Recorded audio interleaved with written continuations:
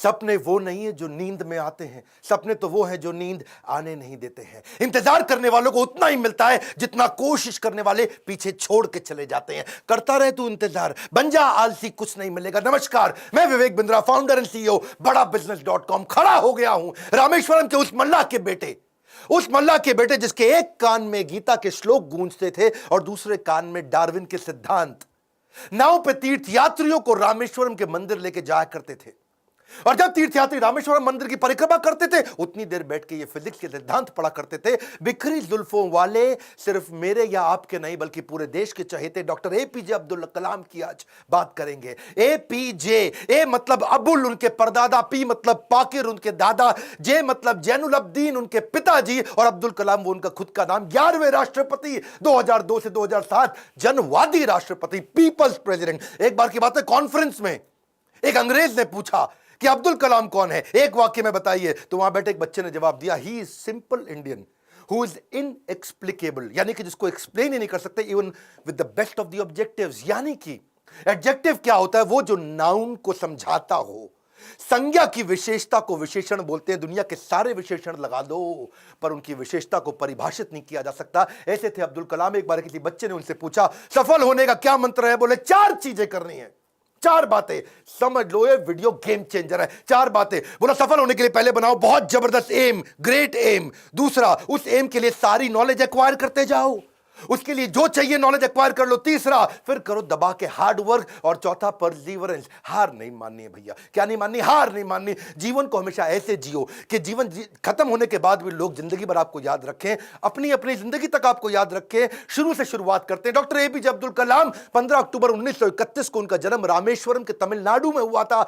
कमजोर आर्थिक स्थिति के एक मुसलमान परिवार में उनका जन्म हुआ। पेशे से उनके पिता नाविक थे, और पिता क्योंकि ज्यादा पढ़े लिखे नहीं थे तो शुरू से उनको काफी तकलीफें आई। एक बार क्लास के अंदर उनका एक दोस्त हुआ करता था जो कि मुख्य पुरोहित को बेटा था, और मुख्य पुरोहित को बेटा जो रामदास शास्त्री अपने इसके साथ में पहली बेंच पे बैठे, मास्टर जी नाराज हो गए। ए मुसलमान लड़का प्रमुख शास्त्री के बेटे के साथ पहली बेंच पे कैसे बैठा? उनको लगा कि थप्पड़ पीछे बैठा दिया, भाग पीछे जाकर के बैठ। अब्दुल कलाम चुपचाप जाके पीछे बैठ गए।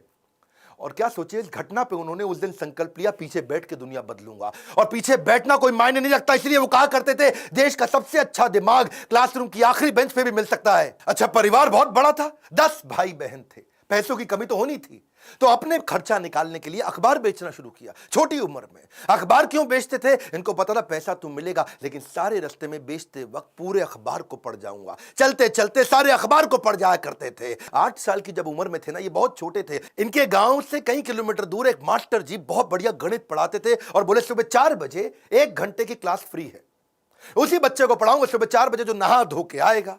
अब ये कई किलोमीटर दूर सुबह 3 बजे उठ के तैयार हो के नहा के ठंडे पानी से किसी भी मौसम में, सर्दी हो बारिश हो या तूफान हो, 4 बजे पहुंच जाया करते थे। कलाम जब रात को भी घर में पढ़ते थे तो उनके वहां पे लालटेन होती थी, केरोसिन ऑयल से जलने वाली। 7 से 9 केवल 2 घंटे का तेल था इनके पास में, वो केरोसिन ऑयल, मिट्टी का तेल। लेकिन पिताजी माताजी इनकी जब देखा पढ़ने में इंटरेस्ट है तो उन्होंने अपने लिए अंधेरा रखा और इसके लिए 11 बजे तक किया। मेहनत से कभी डरे नहीं, ईमानदारी से कभी हटे नहीं। छोटा लक्ष्य देखना पाप के समान है, इसलिए हमेशा महान लक्ष्य चुनना होगा। जब 5वीं क्लास में थे, उनके टीचर सुब्रमण्यम अय्यर, श्री शिवा सुब्रमण्यम अय्यर, जो बच्चों को सिखा रहे थे चिड़िया कैसे उड़ती है, उसकी डिटेल की डिटेल, चिड़िया कैसे उड़ती है, चिड़िया कैसे उड़ती है, बच्चों को समझ ही ना आए तो ये उनको वहीं समुद्र के किनारे ले गए और वहां उड़ती हुई चिड़िया दिखाई। और वो लाइव एग्जाम्पल जब दिखाया चिड़िया उड़ती हुई, उसकी डिटेल की डिटेल पंखों की समझाई, तो उनके दिमाग में वहीं से इनका प्रोफेशन शेप हो गया। उनका घर समुद्र के करीब था और इच्छाएं आकाश से आगे थी, वहीं से एरोनॉटिक्स इनको समझ में आया।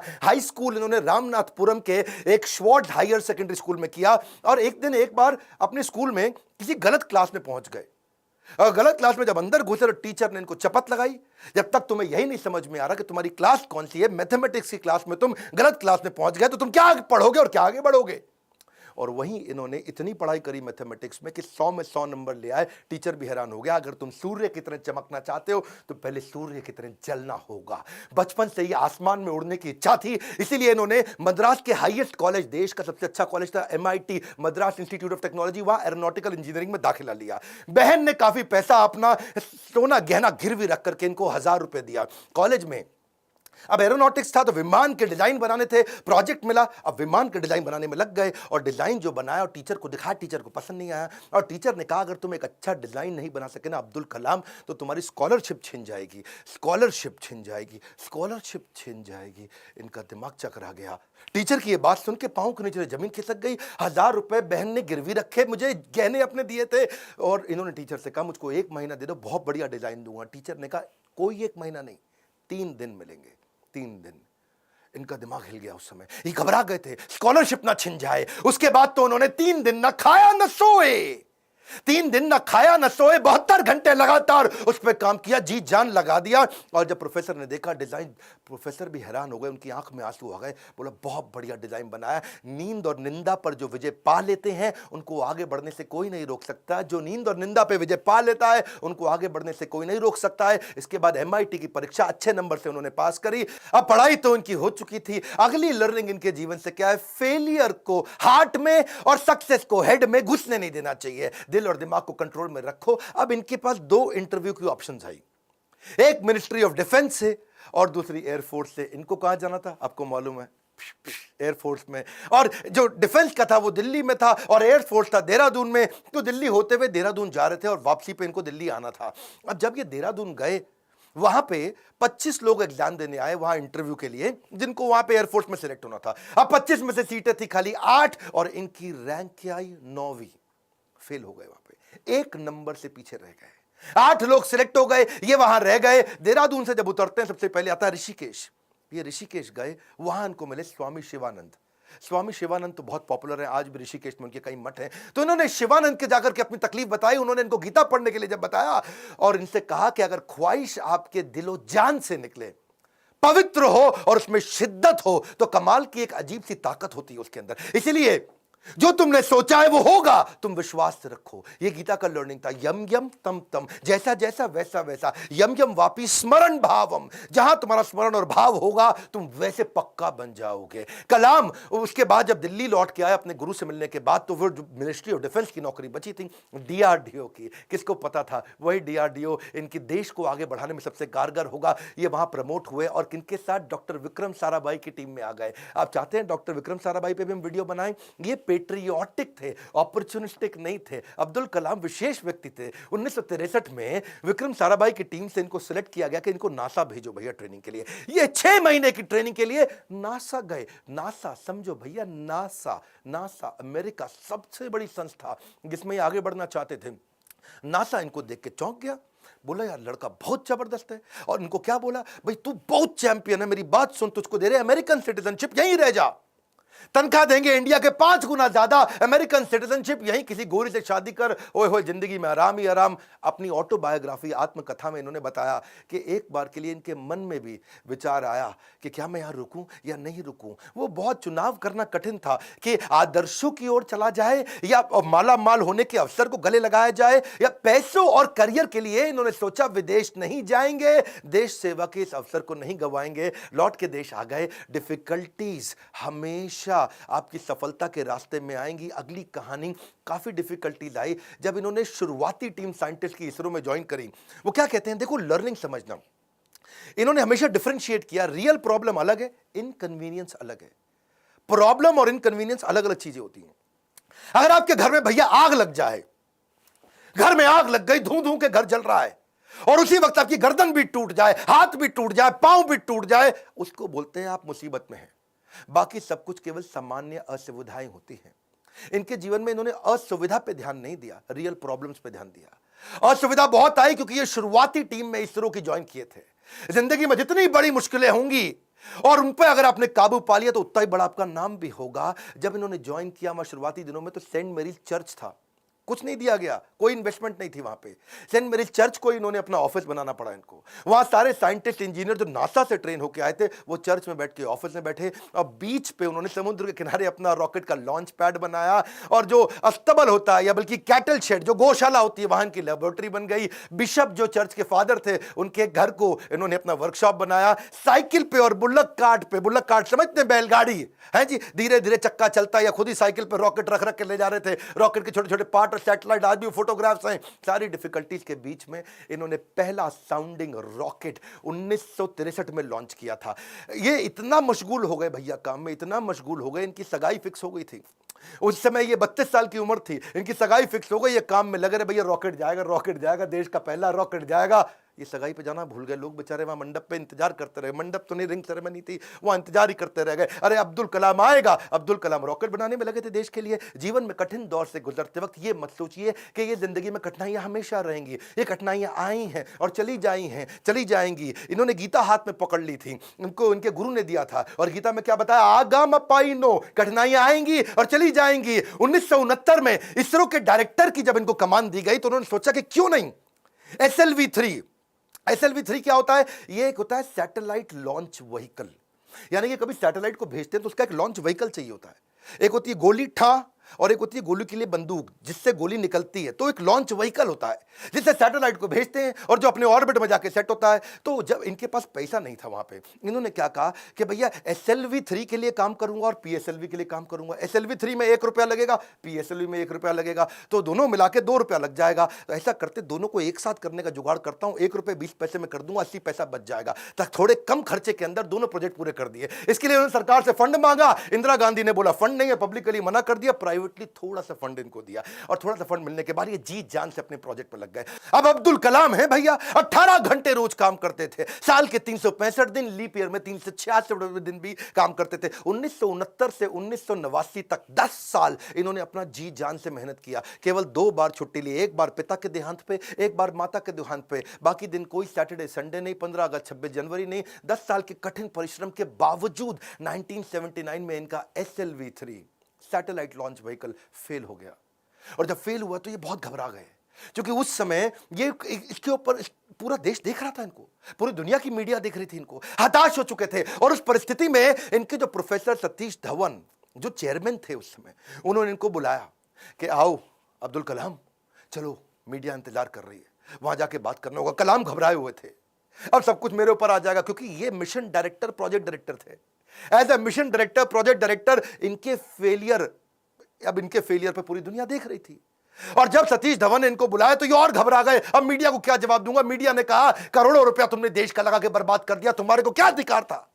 और वहीं प्रोफेसर सतीश धवन ने माइक ले लिया और माइक लेकर के क्या बोला, ये टीम बहुत जबरदस्त है, पहली बार किया है, फेल हुए हैं, 1 साल के अंदर यही टीम दोबारा इसी SLV-3 को लॉन्च करेगी। और दुगनी ऊर्जा भर दी टीम के अंदर। सारे फेलियर को, अब्दुल कलाम के फेलियर को उन्होंने अपने ऊपर ले लिया। ये देख करके अब्दुल कलाम हैरान हो गए। 1 साल दोबारा जी जान से मेहनत करी, इंटेलिजेंस आ चुकी थी, और इस बार SLV-3 जब सफल हो गया तो उसके बाद फिर अब दोबारा प्रोफेसर धवन ने माइक इस दफा कलाम जी के हाथ में दे दिया। बोला अब तुम सफल हो गए हो, अब जवाब तुम दोगे। अब्दुल कलाम हैरान हो गए, बोले this is called leadership. How to handle success ये सबको आता है, हाउ टू हैंडल फेलियर ये प्रोफेसर धवन ने सिखाया कि जब मैं सफल होऊंगा तो टीम को क्रेडिट दे दूंगा, और जब विफल होऊंगा तो सारा का सारा फेलियर अपने ऊपर ले लूंगा। इस बात से प्रभावित आगे चल के इंदिरा गांधी भी हो गई, और देखा क्या उन्होंने कि ये दोनों ने बहुत जबरदस्त काम किया। उन्होंने प्रोफेसर धवन को बोला मैं अब्दुल कलाम से मिलना चाहती हूं, इन्होंने अब्दुल कलाम को बोला आ जाओ भैया, इंदिरा गांधी मिलना चाहती हैं। वो बोले भाई मेरे पास तो कपड़े नहीं, मैं चप्पल में फटी हुई घूम रहा हूं, मैं कैसे अब उनके आकर के मिलूंगा। तो उन्होंने कहा कि भाई कलाम तुम पहले से ही सफलता का सूट पहने हुए हो, कलाम तुमने पहले से ही सफलता का सूट पहना है, कपड़ों का सूट नहीं चाहिए। और उन्होंने जाकर के वहां जब इंदिरा गांधी से मिले, बड़ी प्रभावित थी। उन्होंने कहा कि अब तुम्हारे को डिफेंस में और काम करना पड़ेगा। इस समय चाइना भी, पाकिस्तानी भी, आजू बाजू सब लोग मिसाइल की तैयारियां कर रहे हैं, तुम मिसाइल बनाओ हमारे देश के लिए। और उसी समय अटल बिहारी वाजपेयी से भी उनकी पहली मुलाकात हुई। अटल से जब उन्होंने हाथ मिलाने के लिए आगे बढ़ा तो अटल इनसे हाथ नहीं मिलाए, अटल बिहारी जी इनको गले लगा लिए। इंदिरा गांधी मुस्कुराई, बोलिए ध्यान रखना अटल बिहारी जी ये मुसलमान है। अटल बिहारी बोले ये मुसलमान बाद में हैं, पहले हमारे देश के नागरिक हैं और हमारे देश के महान साइंटिस्ट हैं। अब्दुल कलाम उनको देख के बहुत मुस्कुराए।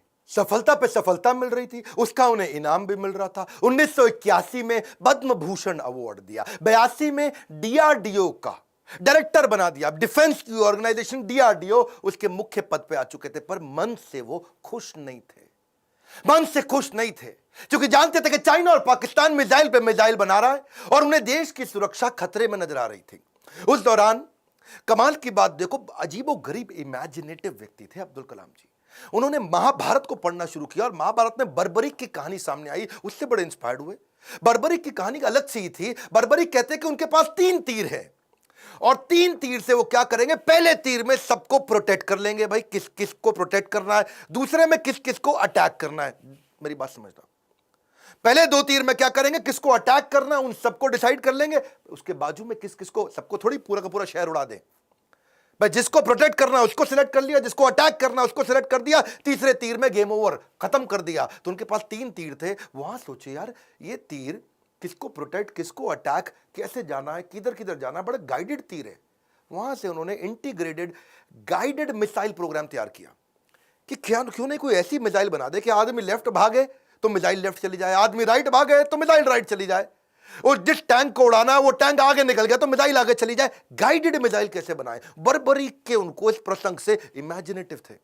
एक इंटरव्यू में बोले कि भगवान कृष्ण के सुदर्शन चक्र से सीखने को मिला। भाई भगवान कृष्ण का सुदर्शन चक्र बड़ा रिमोट कंट्रोल्ड होता है। भाई कृष्ण ने चक्कर छोड़ा और सामने वाले के पास जाके पहले चक्कर रोक दिया, जितनी देर पहले बातचीत करनी है बातचीत कर लिया, चक्कर घूमे जा रहा है, और जब बोलते खत्म करो अटैक करो तो चक्कर मारा उसको और वापस आ गया। तो बोले यार ये बड़ा सिस्टम है, बड़ी एडवांस टेक्नोलॉजी थी।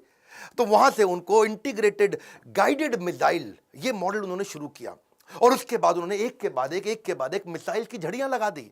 देखो, who dare to imagine the impossible are the ones who will break all human limitations. Imagination के बारे में वो हर कॉलेज में लेक्चर दिया करते थे। 1985 में उन्होंने त्रिशूल नाम की मिसाइल लॉन्च करी, फिर उन्होंने पृथ्वी लॉन्च करी 1988 में। 89 में अब अग्नि के पीछे लगे हुए थे। उन्होंने आकाश भी कर दिया, नाग भी कर दिया, अग्नि नहीं होती थी उनसे, अग्नि में बार बार फेल हो रहे थे। अग्नि मिसाइल ये बड़ी इंपॉर्टेंट प्रोजेक्ट था, लेकिन देश भर में अब लोगों ने क्वेश्चन करना शुरू कर दिया। लोग अपने अपने हिसाब से इसका अलग अलग मतलब निकाल रहे थे, भाई क्यों फेल हो रहे हैं। अमूल ने तो वहां पे एक एड लगा दी, और अमूल कहता है जी अग्नि मिसाइल के अंदर तुम्हारा पेट्रोल कम पड़ जाता तो अमूल का बटर डाल लो। लोगों ने मजाक बनाना शुरू कर दिया और बार बार लोगों के सवालों के कारण ये बहुत सीरियस थे, और उसी 89 के एंड आने से पहले पहले इन्होंने अग्नि को भी सफल बना दिया। बार बार असफल होने पर भी उत्साह न खोना ही सबसे बड़ी सफलता है। बाकी सारे शक्तिशाली देशों को वो देख रहे थे, वो मिसाइल लॉन्च कर रहे थे, दूसरे महाद्वीप पे कैसे अटैक कर सके, इंडिया से मिसाइल छोड़े यूरोप तक पहुंच सके, अमेरिका तक पहुंच सके, दूसरे महाद्वीप तक पहुंच सके। सब लोगों ने बड़ी तैयारी करी। इन्होंने 89 में अग्नि को जब लॉन्च किया तो रशिया, यूएस, चाइना, फ्रांस और यूके के बाद भारत छठा देश था जिसने इतने पावरफुल मिसाइल्स बनाए। मेरी बात समझिए, दुनिया भर के 250 देशों को पीछे करके अब्दुल कलाम थे जिन्होंने भारत को छठे रैंक पर लाके खड़ा किया। हाँ, ये कहते थे मिसाइल यूज नहीं करना है, लेकिन विराट रूप तो दिखाना है ना अपना। 10वें अध्याय के बाद जब भगवान कृष्ण ने देखा कि अर्जुन उबासी ले रहा, अर्जुन सीरियस नहीं ले रहा, तो मैं विराट रूप दिखाऊं। और जब कृष्ण ने विराट रूप दिखाया, कृष्ण ने मारा नहीं, किसी को विराट रूप दिखाया, अर्जुन एकदम लाइन पे आ गया, बात समझ आ गई बात। इसीलिए कभी कभार बाजू का पाकिस्तान, चाइना जब आंख दिखाए तो विराट रूप दिखा दो, थोड़ी मिसाइल छोड़ देंगे, विराट रूप दिखा दो, अपने आप लाइन पे आया, समझ आ गया, वापस आ जाओ, सॉरी। तो ऐसा अब्दुल कलाम जी ने स्ट्रांग बनाया। उनकी मेहनत 1993 में और रंग लाई जब पीएसएलवी को भी उन्होंने सफल कर दिया। आज वही कलाम जी की देन है कि पीएसएलवी से हमने 10 रुपए किलोमीटर के कम खर्च पे भी मंगल तक सफर पूरा कर लिया जी। 2014 में हॉलीवुड की मूवी में जितना खर्चा था उससे कम के अंदर तो हमने मंगल का सफर कर लिया। 2017 में ये अब्दुल कलाम जी थे जिनके चलते 104 सैटेलाइट एक रॉकेट से लॉन्च किए। दुनिया में सबसे सस्ता अफोर्डेबल प्रोग्राम ये अब्दुल कलाम जी की देन थी। 1979 में वही कलाम थे, वही भारत था, कोई देश मदद नहीं कर रहा था। ये 1979 था और आज 2017 में ये कलाम जी की देन है जब दुनिया भर के देश इंडिया के पास आए, भाई हमारा भेज दो यार, अपने रॉकेट में हमारा भी भेज दो। हमने यूएस की मदद करी, नीदरलैंड की करी, स्विट्जरलैंड की करी, इजराइल की करी, कजाकिस्तान की करी, यूएई की करी, और हमारे 100 मिलाकर के 104 सैटेलाइट एक साथ भेजे थे। ये अब्दुल कलाम जी की देन है। अच्छा वापस चलते हैं 93 के पीएसएलवी जब उन्होंने इसको सफल बनाया, उसी समय न्यूक्लियर पावर की बातचीत दुनिया भर में बहुत हो रही थी। इन्होंने देखा कि भाई अमेरिका धमकियां भी बहुत दे रहा था। अब बात यह है कि धमकियों से डरना पुरुषार्थ से बेईमानी है, और जो देश के लिए कुछ भी कर गुजरे वही सच्चा हिंदुस्तानी है। कलाम जी सच्चे हिंदुस्तानी थे। उन्होंने 3 तरकीबें अपनाई। पहली, जितने भी अपने साइंटिस्ट हैं उनको आर्मी की वर्दी में डाल दो, सैटेलाइट को समझ ही ना आए कि भाई ये तो नॉर्मल आर्मी घूम रही है, ये कोई साइंटिस्ट थोड़ी है, ये तो नॉर्मल आर्मी है, पहला। दूसरा, जब भी ये कोई काम करेंगे उसी समय के बीच में करेंगे जब एक सैटेलाइट जाएगा और दूसरा आने वाला, उसके बीच में कर लेंगे। एक आएगा एक जाएगा, उसके बीच में कर लेंगे। एक आएगा एक जाएगा, उसके बीच में कर लेंगे।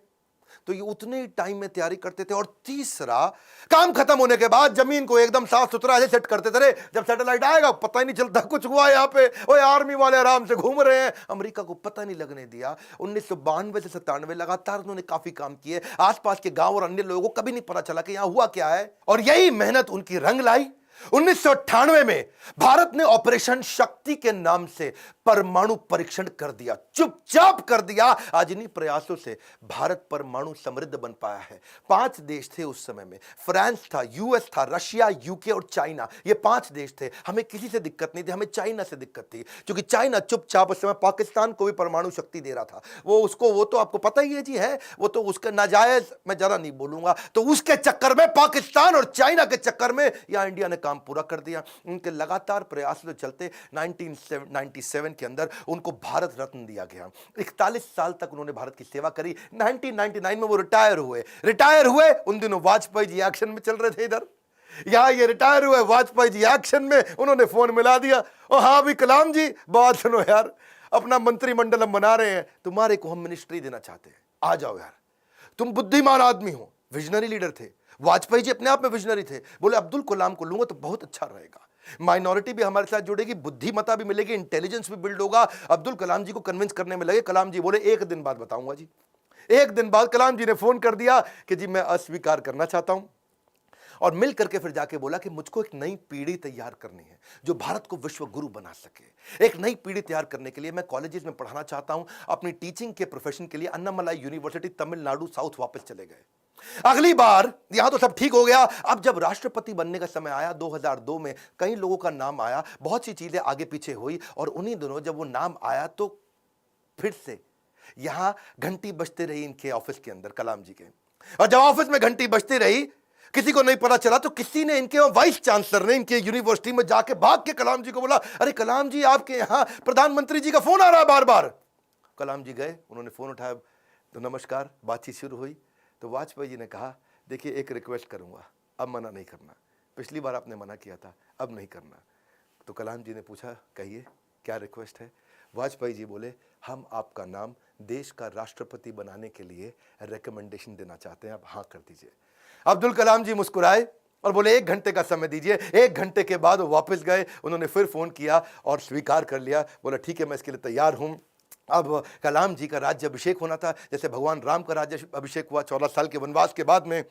और भगवान राम जब वापस आए और उनका अभिषेक, तो अभिषेक के समय पर उनके भाई ने उनसे पूछा कि आप किस किस को राज्य अभिषेक में बुलाना चाहते हैं। तो भगवान ने बोला 14 साल में था नहीं, मेरे यहाँ कोई दोस्त है नहीं, और जो हमारे दोस्त थे उन सबको आप जानते ही हैं, आपने सबको इन्वाइट कर ही लिया होगा। और इतने में भगवान राम ने कहा, हाँ, पर इस वनवास के दौरान मेरा एक दोस्त बना था। वही शुरुआत के जो साल थे, उन दिनों एक नाविक हमें नदी पार कराया करता था, केवट। वो केवट ने हमारी बहुत मदद करी है, वो हमारा मित्र है। उस केवट को बुला के लाओ राज्याभिषेक में। और केवट को लाके सबसे आगे भगवान राम के उस राज्याभिषेक में बुलाया गया था। ठीक उसी प्रकार जब अब्दुल कलाम जी से पूछा गया कि अब आपका भी राज्याभिषेक हो रहा है, you are going to become president of India, और कलाम जी ने कहा, आपने जिस जिसको बुलाना था सबको बुला लिया है, मेरे 2 ही मित्र हैं। जब मैं साउथ में रहा करता था तो उस समय एक मोची जो मेरे जूते बांधने में फटे जूते होते थे, उसने मेरी बहुत मदद करी, वो मेरा मित्र है, उसको बुला लीजिए। और एक ढाबे वाला जिसने उनको खाना खिलाया और कभी कभी 2 रोटी एक्स्ट्रा भी खिलाई, बोला उनको दोनों को जरूर बुला लीजिए। विनम्रता के उदाहरण खत्म थोड़ी होंगे। आमतौर पर जब व्यक्ति बड़ा होता है या राष्ट्रपति बन जाता है तो कहीं कहीं ट्रक लेकर के राष्ट्रपति भवन जाता है और कहीं मल्टीप्लाइड एक्स्ट्रा ट्रक लेकर के बाहर निकलता है। पर अब्दुल कलाम जी केवल एक मात्र ऐसे राष्ट्रपति थे जो 2 सूटकेस से भवन में गए थे और निकलते वक्त 2 ही सूटकेस लेकर के भवन से वापस आए थे। उनकी कुल संपत्ति में क्या था? कुछ नहीं था। एक रामेश्वर में उनका पैतृक घर जो उनके पिता ने बनाया था, 2500 उनकी किताबें, एक वीणा जिसको बजाने में उनको बड़ा आनंद आया करता था, वीणा बहुत बजाते थे, एक उनकी कलाई की घड़ी, एक सीडी प्लेयर जिसमें वो भजन सुना करते थे, एक लैपटॉप था, 6 कमीजें जिनमें 3 तो डीआरडीओ की दी थी, 3 उनकी खुद की थी, 4 पेंट थी टोटल जो 2 डीआरडीओ की दी थी, 2 उनकी खुद की थी, 3 सूट थे और 1 जोड़ी जूता। हाँ, लेकिन उनके पास खास बात क्या थी? 40 डॉक्टरेट थी। खुद पीएचडी की पढ़ाई कभी नहीं करी, कोई मेडिकल पीएचडी की पढ़ाई नहीं करी, पर जिस यूनिवर्सिटी जाते थे लोग उन्हें डॉक्टरेट देते थे। लॉ, इंजीनियरिंग, साइंस, कितनी तरह की doctorate, Padma Bhushan, Padma Vibhushan, Bharat Ratna, Veer Savarkar award, Ramanujan award, कई प्रकार के इनको अवार्ड मिले। उनकी एक खास बात मैं जरूर बताना चाहूंगा, हालांकि वो मुसलमान थे लेकिन वेजिटेरियन थे। उनका बड़ा प्रेम था, एनिमल्स आर एंजल्स विद फर। पक्षी जगत पर्यावरण का सूचक होता है। कलाम जी क्या कहते थे? वो पर्यावरण का सूचक है, और अगर वो मुसीबत में है तो समझ लेना कि अब हमारे भी बुरे दिन दूर नहीं है। एक बार उनको जो डीआरडीओ की उनकी दीवार हुआ करती थी ना बाउंड्री की, तो उनको बोला गया सिक्योरिटी के लिए कांच वांच लगा दो। बोला बिल्कुल नहीं, ये बर्ड्स के लिए बड़ा हार्मफुल हो सकता है। उन्होंने मना कर दिया। और जिस समय वो प्रेसिडेंट बने थे, बाद में जब वो राष्ट्रपति भवन के अंदर मुगल गार्डन में जब वॉक किया करते थे ना, तो वो एक मोर को देखा जो ना मुंह खोल पा रहा ना बंद कर पा रहा है। स्पेशली उन्होंने वेटनरी डॉक्टर को बुला के देखा, तो देखा मोर के गले में ट्यूमर है, ना मुंह खोल पा रहा है ना मोर मुंह बंद कर पा रहा है। उन्होंने इसका इलाज कराया। एक लीडर की महानता का इसी बात से पता चलता है कि वो किन लोगों की मदद कर रहा है जो बदले में उन्हें कुछ नहीं दे सकते। जब कोई लीडर ऐसे लोगों की मदद करता है जो बदले में कुछ नहीं दे सकता, वही एक महान लीडर की निशानी है। अच्छा, अब्दुल कलाम जी की एक बात मेरे दिल को छू गई। वो परिवारवाद नहीं, राष्ट्रवाद में बिलीव किया करते थे। जब वो राष्ट्रपति भवन में थे, See, he's a man of principle and therefore is always respected everywhere. उनके क्योंकि जो भाई थे ना, उनको बहुत प्रेम करते थे, बहुत प्रेम करते थे अपने भाई से, बचपन से ही प्रेम था। और उनके अपने सगे भाई का पोता दिल्ली के अंदर मुनीरका में किराए के कमरे पर रहा करता था। 2006 में जब कलाम ने एक दफा सारे परिवार को इनवाइट किया, क्योंकि उनका कोई परिवार वहां रहता नहीं था, वो राष्ट्रपति भवन में अकेले रहते थे। और जब एक बार उन्होंने सारे परिवार को बुलाया राष्ट्रपति भवन में, तो वो लोग 8 दिन तक रहे। और सारे परिवार, क्योंकि 10 भाई बहन थे ना, तो 52 लोग आए। और कलाम जी ने देखा बहुत खर्चा हो रहा है, तो उन्होंने चाय की प्याली तक का हिसाब रखना शुरू किया। सब लोगों को उन्होंने अजमेर शरीफ प्राइवेट बस करके भेजा, उसका भी हिसाब रखना शुरू किया। उन्होंने अपने अकाउंटेंट से सारा हिसाब बनवाया और बोला कि ये कितना बना, तो देखा 3,52,000 रुपए का चेक उन्होंने अपनी तनख्वाह से काट के दिया। और क्या कहा कि राष्ट्रपति भवन की जिम्मेदारी केवल राष्ट्रपति की होती है, पूरे परिवार की नहीं होती है। अब्दुल कलाम जी इतने विनम्र व्यक्ति थे, विनम्रता ताज के बिना राजसी गौरव है। वो ऐसी चीज है, महान व्यक्ति की महानता ही उसकी नम्रता है। डॉक्टर कलाम को एक बार आईआईटी बीएचयू के अंदर चीफ गेस्ट के रूप में इनवाइट किया गया, और जब वहां पे आए तो वहां पे 7 कुर्सियां थी, बीच वाली कुर्सी थोड़ी ऊंची थी, और जब बीच वाली कुर्सी ऊंची, क्योंकि वो राष्ट्रपति थे, उनको बैठना था। उन्होंने बोला ना ना ना, कुर्सी हटाओ, बराबर की कुर्सी लगाओ। तो बोले नहीं सर, ये स्पेशल कुर्सी है हमारे चीफ गेस्ट के लिए। तो वो समझ गए कि चीफ गेस्ट कौन होते हैं भैया, जो एजुकेशन में महागुरु है वही है। तो उन्होंने वाइस चांसलर को बोला, आप आइए बैठिए। वाइस चांसलर घबरा गए, बोला राष्ट्रपति आप हैं, you are the first person of our country, आप बैठेंगे। बोला बिल्कुल नहीं। फिर उन्होंने अपनी कुर्सी हटवाई, बराबर की कुर्सी पे बैठे। कलाम जी ऐसे थे, ईमानदारी एक जादुई गुण है। यदि आपका हृदय ईमान से भरा है तो शत्रु का पूरा संसार आपके साथ खड़ा है। कहते हैं कि कोई भी पैतृक संपत्ति, माता पिता की दी हुई कोई भी पैतृक संपत्ति ईमानदारी के बराबर आपको अमीर नहीं बना सकती। सबसे ज्यादा अमीर व्यक्ति वही जो ईमानदार है, पूरा संसार आपके साथ खड़ा है। कलाम साहब तो एवर यूथफुल थे। 70 साल की उम्र में youth icon of the year का अवार्ड उनको मिला। हमेशा जीवन में भगवत गीता और कुरान दोनों साथ में रखते थे। 83 वर्ष की उम्र में उन्होंने रिटायर नहीं किया, रिट्राई किया। He was not tired, he was inspired, he was not tired up, he was fired up। आंखों में रोशनी तो उनकी कम हो रही थी, पर युवाओं के भविष्य को रोशन करने में लगे थे। उनके शरीर के पांव के कदमों की गति कम हो गई थी, पर देश की समृद्धि की गति को बढ़ाने में लगे हुए थे।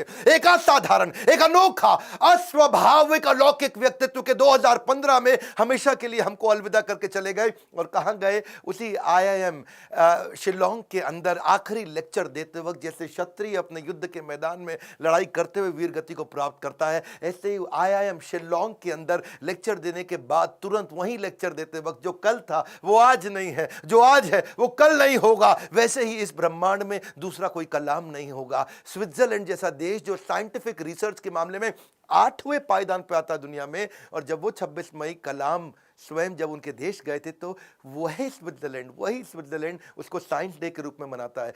यूएन उनके जन्मदिन को यूएनओ कहता है कि इसको हम वर्ल्ड स्टूडेंट डे के रूप में मनाते हैं। बन जाती है परिभाषा भारत के सम्मान की जब जब बात होती है श्री APJ अब्दुल कलाम की। अब्दुल कलाम जी रेस्ट इन पीस नहीं है, बट रेस्ट इन मी है। अब्दुल कलाम जी आप लौट गए, आप कैसे आएंगे? अगर आप नहीं आएंगे तो आपके शिक्षा के रूप में तो आप हमारे साथ हैं। आज बड़ा बिजनेस भी, इतने सारे बिलियनियर प्रोफेसर हैं, आप हमारे प्रोफेसर नहीं है, लेकिन आपकी शिक्षाओं को हमने प्रोफेसर बनाया है। आज बिलियनियर प्रोफेसर के साथ अफोर्डेबल तरीके से सबको सिखा रहे हैं। आज कलाम साहब भी अगर हमारे प्रोफेसर होते तो कितनी ताकत बढ़ जाती, पर उनकी लर्निंग को तो प्रोफेसर बना सकते हैं। एक ऐसा व्यक्ति जो मिट्टी के तेल में पढ़ करके जीवन बिताया, जिसने हाथ में फिजिक्स की किताब जिसने दिन रात पढ़ाई करी, अखबार बेचते बेचते पढ़ना सीखा। और हाँ, 23 जनवरी को सुभाष चंद्र बोस जी का जन्मदिन है। क्या आप उनके बारे में वीडियो देखना चाहते हैं? कमेंट बॉक्स में बताइए। सरदार पटेल के विषय में वीडियो देखना चाहते हैं? कमेंट बॉक्स में बताइए। शेयर करिएगा इस वीडियो को। वो क्या है, गाली देता है ना कि कोई मिनाटी खूब गाली देके मिलियन सब्सक्राइबर बनाता है, बच्चों को लगता है कूल है।